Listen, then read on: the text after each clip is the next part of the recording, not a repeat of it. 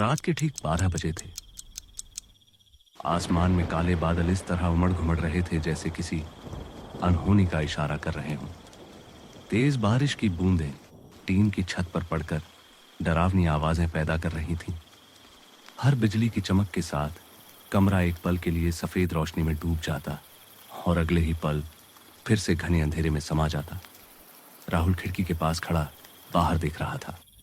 वह अभी 2 दिन पहले ही इस गांव में आया था। शहर की भागदौड़ से दूर उसने सोचा था कि गांव की शांति उसे सुकून देगी, लेकिन इस सुनसान घर में आज रात उसे अजीब सा डर महसूस हो रहा था। हवा इतनी तेज चल रही थी कि पेड़ों की डालियां दीवारों से टकरा रही थीं।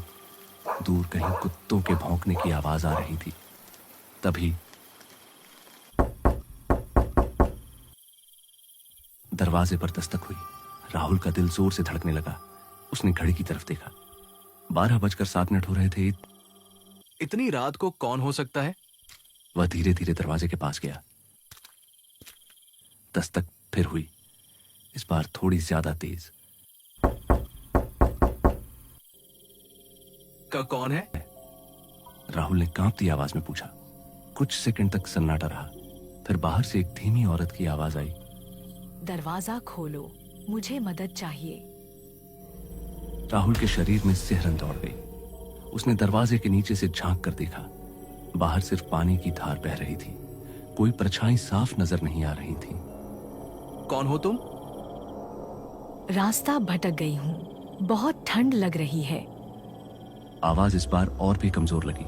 राहुल का दिल दया और डर के बीच झूल रहा था। उसने धीरे धीरे कुंडी खोली और दरवाजा थोड़ा सा खोला। बाहर एक औरत खड़ी थी, सफेद साड़ी पूरी तरह भीगी हुई। उसके लंबे काले बाल चेहरे पर चिपके हुए थे। उसका चेहरा झुका हुआ था, जिससे आंखें साफ दिखाई नहीं दे रही थीं। अंदर आ जाओ। वह धीरे धीरे अंदर आई। जैसे ही उसने कदम रखा, कमरे का तापमान अचानक ठंडा हो गया। राहुल ने दरवाजा बंद किया। तुम कहां से आ रही हो? औरत ने कोई जवाब नहीं दिया। वह बस कमरे के बीचों बीच खड़ी रही। उसके पैरों से पानी टपक रहा था, लेकिन अजीब बात यह थी कि फर्श पर पानी जमा नहीं हो रहा था। राहुल ने गौर किया, उसके पैरों की परछाई नहीं थी। उसका गला सूख गया। तुम ठीक हो ना? उसने फिर पूछा। औरत ने धीरे धीरे अपना चेहरा ऊपर उठाया। बिजली चमकी और राहुल की आंखें फटी की फटी रह गईं। उसकी आंखें पूरी तरह काली थीं, बिना किसी सफेदी के। होंठों पर एक हल्की अजीब सी मुस्कान थी। राहुल एक कदम पीछे हट गया। तुम कौन हो? उसकी आवाज कांप रही थी। औरत ने धीमे से कहा, तुमने मुझे बुलाया था। मैंने? कब? वह मुस्कुराई। आज से ठीक 1 साल पहले इसी घर में। राहुल का दिमाग घूमने लगा। उसे याद आया, पिछले साल उसके दोस्त अमन की इसी घर में रहस्यमय मौत हुई थी। लोग कहते थे कि उसने आत्महत्या की थी, लेकिन गांव वाले फुसफुसाते थे कि उस रात भी तेज बारिश हो रही थी और किसी ने दरवाजे पर दस्तक सुनी थी। तुम अमन को कैसे जानती हो? राहुल ने हिम्मत जुटाकर पूछा। औरत की मुस्कान और गहरी हो गई। वो मुझे अंदर आने से रोक नहीं पाया। राहुल का दिल बैठ गया। अचानक कमरे की लाइट अपने आप बंद हो गई। पूरा घर अंधेरे में डूब गया। सिर्फ बिजली की चमक ही कुछ सेकंड के लिए रोशनी दे रही थी। राहुल ने जल्दी से मोबाइल की टॉर्च ऑन की। टॉर्च की रोशनी में उसने देखा, औरत अब उसके बिल्कुल सामने खड़ी थी, इतनी करीब कि उसकी ठंडी सांस राहुल के चेहरे को छू रही थी। तुम यहां क्यों आए हो? राहुल ने पीछे हटते हुए पूछा। औरत ने फुसफुसाकर कहा, तुम्हें लेने। राहुल का पैर पीछे पड़े कालीन में उलझ गया और वह गिर पड़ा। मोबाइल हाथ से छूट गया और टॉर्च बंद हो गई। अब सिर्फ अंधेरा था और उसकी भारी सांसों की आवाज। तभी उसे महसूस हुआ किसी ने उसके टखने को पकड़ लिया है। उसने जोर से लात मारी। छोड़ो मुझे! वह चिल्लाया। अचानक उसे अपने कान के पास फुसफुसाहट सुनाई दी। भाग सकते हो तो भाग जाओ। अगले ही पल पकड़ ढीली हो गई। राहुल तुरंत उठा और दरवाजे की तरफ भागा। उसने कुंडी खोली और बाहर बारिश में निकल गया। तेज बारिश उसके चेहरे पर पड़ रही थी। वह बिना पीछे देखे भागता रहा, लेकिन कुछ दूर जाकर उसे एहसास हुआ बारिश की आवाज के बीच एक और आवाज उसका पीछा कर रही है। वह रुक गया, धीरे धीरे पीछे मुड़ा। बिजली चमकी और उसने देखा वही औरत सड़क के बीचों बीच खड़ी थी, लेकिन अब उसका चेहरा पूरी तरह साफ दिख रहा था। उसकी आंखों से खून बह रहा था, उसके होंठ फटे हुए थे और उसके पैरों के पास पानी नहीं, खून बह रहा था। तुम मुझसे नहीं बच सकते हो। उसकी आवाज गूंज उठी। अचानक चारों तरफ अंधेरा छा गया। राहुल ने महसूस किया कि उसके आसपास सब कुछ गायब हो रहा है। घर, पेड़, सड़क, सब, सिर्फ वह और वो औरत। और फिर राहुल की आंख खुली। वह अपने बिस्तर पर था। सुबह हो चुकी थी। खिड़की से धूप आ रही थी। क्या ये सपना था? उसने खुद से कहा।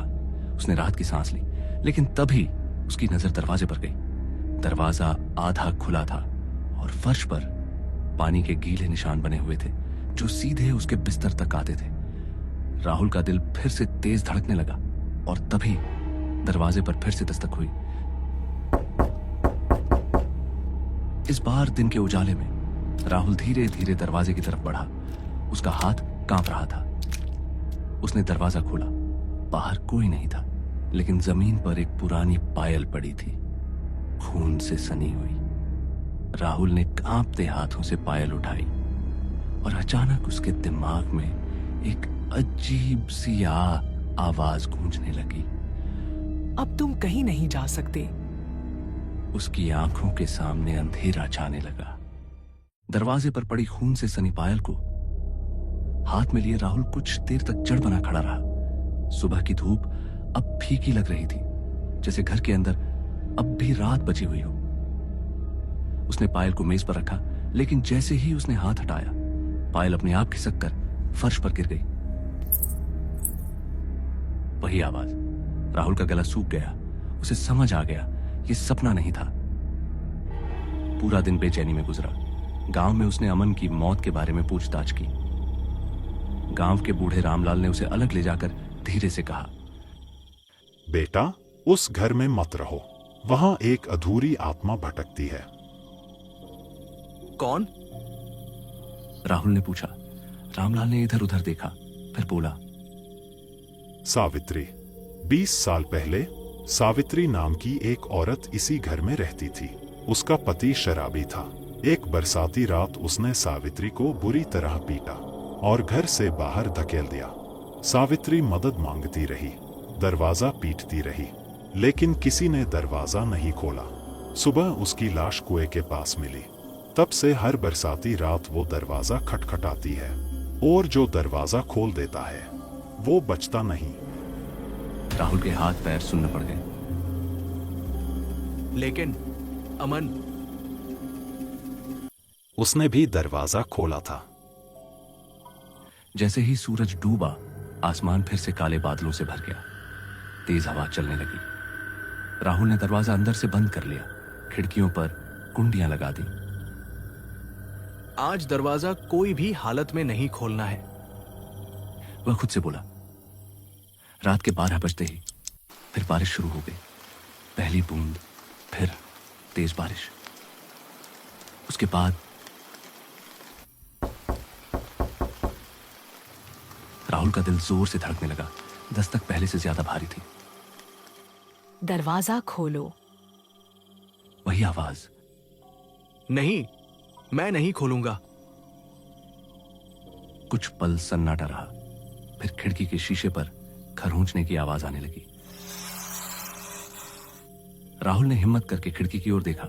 बिजली चमकी और बाहर सावित्री का चेहरा शीशे से चिपका हुआ था। उसकी आंखों से खून बह रहा था। बाल हवा में उड़ रहे थे। मैं तुम्हें लेने आई हूं। उसकी आवाज घर में गूंजने लगी। अचानक दरवाजा जोर जोर से हिलने लगा, जैसे कोई बाहर से पूरी ताकत लगा रहा हो। दरवाजा धीरे धीरे चरमराता हुआ खुला। और सावित्री अंदर आ गई। घर का तापमान बर्फ जैसा ठंडा हो गया। राहुल पीछे हटते हटते दीवार से टकरा गया। मैंने क्या किया है? तुम मेरे पीछे क्यों पड़ी हो? सावित्री उसके सामने आकर रुकी। तुम्हारे दोस्त ने भी यही पूछा था।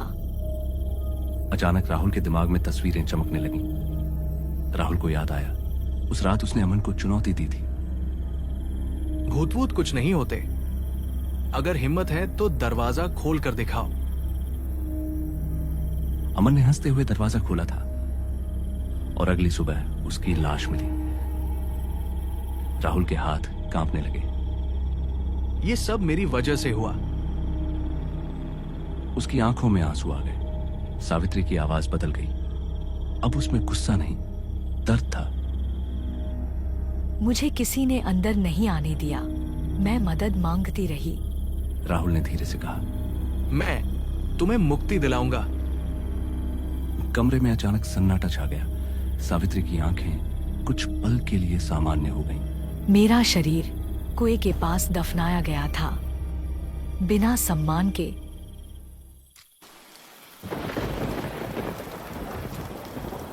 राहुल टॉर्च लेकर घर से बाहर निकला। तेज बारिश हो रही थी।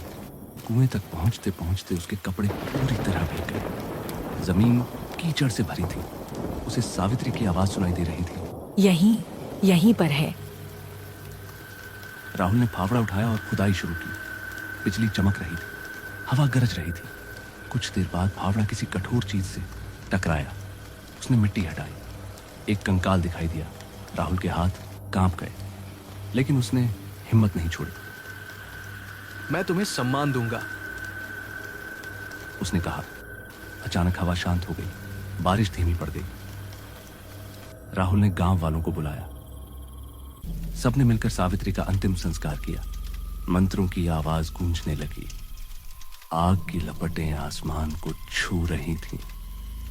और जैसे ही चिता की आखिरी लपट बुझी, हवा में एक हल्की सी पायल की आवाज आई।